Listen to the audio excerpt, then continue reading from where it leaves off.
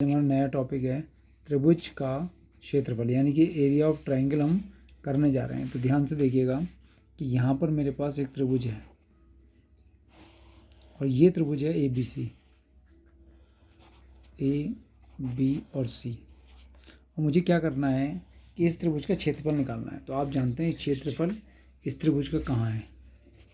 ये जो है इस त्रिभुज का क्षेत्रफल है, ये मुझे क्षेत्रफल ज्ञात करना है। और मुझे दिया क्या है, ये त्रिभुज का क्षेत्रफल हो गया। तो आपको भी ऐसी अपनी कॉपी बनाना है। तो ये त्रिभुज का क्षेत्रफल हो गया और मुझे दिया क्या है, इस त्रिभुज के जो शीर्ष ए है, बी और सी दिए हैं, त्रिभुज के क्षेत्र ए बी सी। तो ए जो है वो x1, y1 है और बी जो है त्रिभुज का शीर्ष x2, y2 है, इसके कोऑर्डिनेट्स निर्देशांक। और सी के जो शीर्ष हैं वो x3, y3 हैं। और ये जो आप देख रहे हैं, ये ब्लू जिसको मैंने करा है, ये त्रिभुज का क्षेत्रफल मुझे ज्ञात करना है। तो देखिए, एक त्रिभुज ए बी सी है के शीर्ष बिंदु ए x1, y1, B x2, y2 और सी जो है वो x3, y3 है। तो उस त्रिभुज ए बी सी का क्षेत्रफल व्यंजक, ये आपने क्लास 11th में पढ़ा है, क्या होता है 1/2 और bracket x1 y2 minus y3 plus x2 y3 minus y1 और plus x3 y1 minus y2। ये आपने पढ़ा है ना क्लास 11th में। तो ये होता है क्षेत्रफल व्यंजक इस त्रिभुज एबीसी का, अगर हमें किसी त्रिभुज के शीर्षों के निर्देशांक दिए गए हों। तथा इस व्यंजक को हम कौन सा चैप्टर पढ़ रहे हैं, सारणिक। तो सारणिक के रूप में लिख सकते हैं। कैसे लिख सकते हैं, आप ध्यान से देखिए मैं कैसे लिख रहा हूँ त्रिभुज के क्षेत्रफल को। तो त्रिभुज के क्षेत्रफल को मैंने डेल्टा मान लिया, ठीक है। ये त्रिभुज क्षेत्रफल हो गया, यहाँ पर आ गया 1/2। अब ध्यान से देखना मैं कैसे लिख रहा हूँ, बहुत आसान होता है इसको लिखना।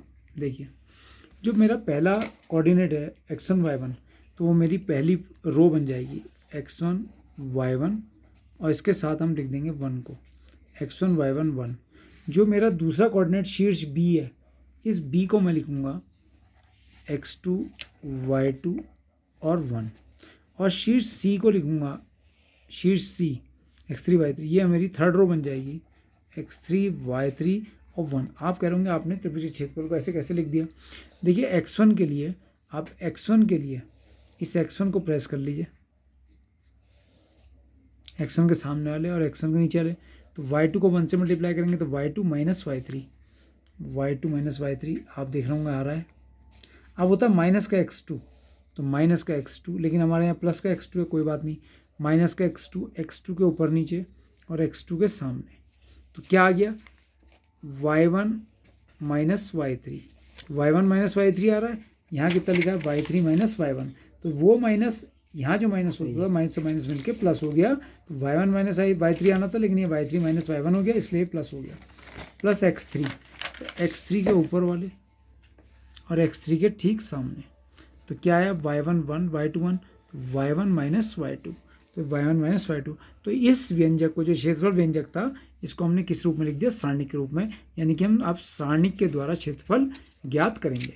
अब कुछ बातें नोट करने वाली हैं, तो उनको आप नोट करेंगे। नोट नंबर 1, आप जानते हैं कि सारणिक का मान जो होता है, वो क्षेत्रफल जो होता है वो हमेशा पॉजिटिव होता है, ठीक है।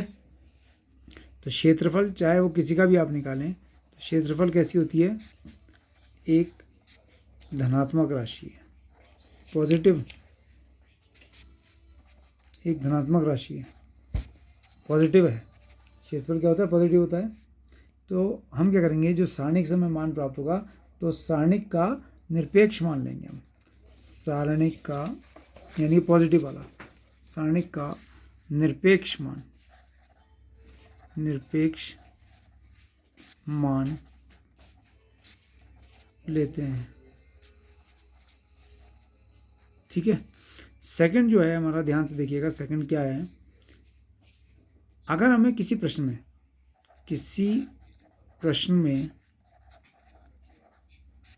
में त्रिभुज का क्षेत्रफल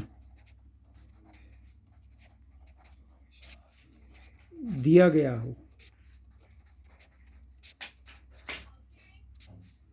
तब आप क्या करेंगे, तब केवल किसके लिए, गणना के लिए, गणना का मतलब कैलकुलेशन के लिए, गणना का मतलब कैलकुलेशन के लिए, कैलकुलेशन के लिए क्या करेंगे आप, सारणिक का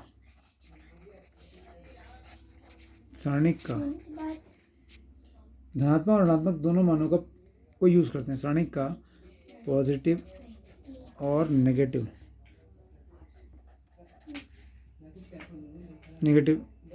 दोनों मानों का यूज़ करते हैं, यानी यूज़ का मतलब प्रयोग करते हैं, ठीक है। और तीसरा पॉइंट देखिए ध्यान से, ये एक फॉर्मूला भी है, इस त्रिभुज का क्षेत्रफल 0 कब होगा, जब तीनों बिंदु एक रेखा में ही होंगे। त्रिभुज का क्षेत्रफल 0 कब होगा, तीनों बिंदु एक रेखा में होंगे। यदि तीनों बिंदु A, B तथा C एक रेखा में है या संरेख हैं, कोलिनियर हैं, संरेख हैं, तब इन बिंदुओं से बने त्रिभुज का क्षेत्रफल क्या होगा, 0 होगा। तो अगर हम क्षेत्रफल निकालें और वो 0 आ जाए, त्रिभुज का क्षेत्रफल निकालें और 0 आ जाए, तो अगर वो 0 आ जाता है तो ये तीनों बिंदु जो A, B तथा C क्या होंगे, एक रेखा में होंगे, अर्थात संरेख होते हैं। तो ये आपको जो आज का टॉपिक है उसका ये बना लेना है वीडियो, कॉपी में इसको नोट्स बना लेना।